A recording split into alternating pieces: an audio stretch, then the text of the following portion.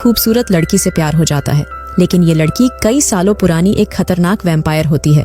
अब आगे इस आदमी के साथ क्या होता है वो हम इस वीडियो में देखने वाले हैं। कहानी की शुरुआत में हम एक गांव की लड़की को देखते हैं जो सामान लेकर कहीं जा रही थी। तभी इस लड़की के पास एक गाड़ी आकर रुकती है और ये लड़की बिना कुछ सोचे समझे इस गाड़ी में बैठ जाती है। लेकिन ये लड़की कुछ ऐसा देख लेती है जिस वजह से ये बेहोश हो जाती है। इसके बाद ये इस लड़की को पास एक खंडर महल में लेकर आते हैं और इस लड़की को लेटा देते हैं। इसके बाद हम डॉम नाम के आदमी को देखते हैं जो काले कपड़े पहनी लड़की को एक चाकू देता है और ये काले कपड़े वाली लड़की किडनैप की हुई लड़की का गला काटकर ब्लड निकाल लेती है। इसके बाद डॉम काली शक्तियों के देवता से प्रार्थना करता है और बोलता है कि हमारे इस बलिदान को स्वीकार करे। इसके बाद डॉम इस ब्लड को एक लड़की के कंकाल पर डाल देता है और कुछ ही देर में ये कंकाल एक लड़की में बदलकर जिंदा हो जाता है। कुछ समय बीत जाने के बाद हम रिचर्ड नाम के आदमी को देखते हैं। जब टीना नाम की लड़की रिचर्ड के लिए खाना लेकर आती है तो रिचर्ड टीना को पकड़ लेता है, लेकिन तभी यहाँ पर टीना का बाप आ जाता है और रिचर्ड से बोलता है कि तुम्हें इस गांव में अभी 2 ही दिन हुए हैं, इसलिए हमारी लड़कियों से दूर रहो। आगे टीना का बाप रिचर्ड को बताता है कि इस गांव के पास में एक खंडर महल है जहाँ पर बहुत खतरनाक वैम्पायर रहते हैं और वो वैम्पायर हमारे गांव की जवान लड़कियों को शिकार बनाते हैं और उनका खून चूस जाते हैं, जिस वजह से पूरा गांव डरा हुआ है।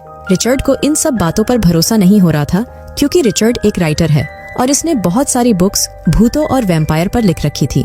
फिर भी रिचर्ड एक बार इस खंडर महल में देखने के लिए आ जाता है। अंदर जाने के बाद रिचर्ड को एक लड़की दिखाई देती है और तभी यहाँ पर एक दूसरी लड़की भी आ जाती है। रिचर्ड इनको देखकर यहाँ से भागने लगता है, लेकिन सामने एक और लड़की आ जाती है और अब रिचर्ड की पूरी तरह से फट चुकी थी। तभी बार्टन नाम का आदमी इन तीनों लड़कियों को यहाँ से बाहर भगा देता है। कुछ देर बाद बार्टन रिचर्ड को बताता है कि मैं पास के स्कूल में हिस्ट्री और कला के बारे में पढ़ाता हूँ और ये तीनों लड़कियाँ मेरी स्टूडेंट है। इसके बाद बार्टन और रिचर्ड स्कूल के पास आते हैं और बार्टन रिचर्ड को मिस सिम्पसन से मिलवाता है जो इस स्कूल की प्रिंसिपल है। कुछ देर बाद इस स्कूल में बारबरा नाम की एक नई कोच आती है और साथ में बारबरा की भतीजी मिराकला भी आई थी। रिचर्ड जब मिराकला को देखता है तो देखता ही रह जाता है। इसके बाद रात को मिराकला और सुजैन बाहर जाकर नदी में नहाने का प्लान बनाते हैं। इधर रिचर्ड गांव के कुछ लोगों को महल के बारे में बता रहा था कि कैसे उसकी लड़कियां देखकर फट गई थी। तभी अंदर टीना को कोई दिखाई देता है और टीना जोर से चिल्लाती है, जिसकी आवाज सुनकर रिचर्ड टीना के पास आता है। रिचर्ड देखता है कि टीना मर गई थी और इसके गले पर 2 दांत के निशान भी थे। इधर मिराकला और सुजैन नदी में आ गई थी और यहाँ पर नहाने के साथ साथ ये दोनों एक दूसरे के मजे भी ले रही थी। अगले दिन रिचर्ड मिराकला को देखने के लिए स्कूल के बाहर आ जाता है और मिस सिम्पसन को लग रहा था कि रिचर्ड इस स्कूल में बहुत रुचि ले रहा है और एक बहुत बड़ा राइटर होने के कारण मिस सिम्पसन रिचर्ड को पढ़ाने के लिए अपने स्कूल में रख लेती है। इसके बाद रिचर्ड सभी लड़कियों से मिलता है जिनको ये पढ़ाने वाला था। कुछ देर बाद मिस सिम्पसन रिचर्ड को अपना रूम दिखाती है जहाँ पर बार्टन पहले से रहता था। इसके बाद रात हम सुजैन को देखते हैं और सुजैन किसी इंसान को देखकर उसके पास जाती है, लेकिन सुजैन कुछ ऐसा देख लेती है जिसे देखकर सुजैन चिल्लाने लग जाती है और यहाँ पर हम डॉम को भी देखते हैं जो ये सब देख रहा था। इधर रिचर्ड बार्टन को टीना की मौत के बारे में बताने ही वाला था, लेकिन तभी बार्टन यहाँ से बाहर चला जाता है। जब रिचर्ड बार्टन को देखने के लिए बाहर आता है तो रिचर्ड मिराकला को देखता है और रिचर्ड मिराकला को पकड़ लेता है। यहाँ पर रिचर्ड बोलता है कि मैं कब से तुम्हें बोलने की कोशिश कर रहा हूँ कि मैं तुमसे बहुत प्यार करता हूँ। ये बात सुनकर मिराकला थोड़ी डर जाती है, लेकिन कहीं न कहीं मिराकला को भी रिचर्ड से प्यार हो गया था। अगले दिन मिराकला मिस सिम्पसन को सुजैन के बारे में बताती है कि वह कल रात से अभी तक नहीं आई है और जेनेट बोलती है कि हमें सुजैन के लिए कुछ तो करना ही चाहिए। तो सिम्पसन बोलती है हमें थोड़ा इंतजार करना चाहिए, शायद वह वापस आ जाए। लेकिन जेनेट पुलिस को बुलाने का बोलती है। तभी मिस सिम्पसन बोलती है मुझे बहुत अच्छे से पता है आगे क्या करना है। अगले दिन हम बार्टन को देखते हैं जो मिराकला को आज रात अकेले में मिलने के लिए बोलता है। इसके बाद रात को बार्टन से मिलने के लिए मिराकला यहाँ पर आ जाती है। बार्टन मिराकला से बोलता है कि मैं तुम्हें जानता हूँ, तुम कौन हो, और मुझे ये तब पता चला जब मैंने काले जादू की बुक में कार्मिला नाम की लड़की का फोटो देखा जिसकी मौत आज से 120 साल पहले हो गई थी और तुम ठीक कार्मिला जैसी दिखती हो क्योंकि बाद में कार्मिला को शैतानी शक्तियों से जिंदा किया गया था। और यहाँ पर हमें पास्ट का एक क्षण दिखाया जाता है जहाँ पर हम मिराकला और बारबरा को देख सकते हैं। ये बात सुनकर मिराकला बार्टन के पास आने लगती है, लेकिन तभी बार्टन क्रॉस निकाल लेता है जिससे मिराकला थोड़ी डर जाती है। लेकिन बार्टन नीचे बैठकर मिराकला से बोलता है मैं तुम्हारे साथ रहना चाहता हूँ और तुम्हारी पूजा करना चाहता हूँ। ये बात सुनकर मिराकला बार्टन के पास आती है और बार्टन का सारा खून चूस लेती है, जिससे बार्टन की मौत हो जाती है और मिराकला यहाँ से चली जाती है। अगले दिन एक लड़की को बार्टन की लाश दिखाई देती है और ये जोर से चिल्लाने लगती है। इसके बाद हम बारबरा को देखते हैं, जो डॉम को डॉक्टर बनाकर लेकर आई थी, और डॉम बताता है कि बार्टन की मौत हार्ट अटैक की वजह से हुई है। अब स्कूल में चल रही ऐसी घटनाओं के कारण जेनेट रिचर्ड से मिलने आती है। जेनेट रिचर्ड को बताती है कि शायद इस स्कूल में कुछ गलत चल रहा है, क्योंकि पहले सुजैन का गायब होना और अब बार्टन की ऐसे मौत हो जाना।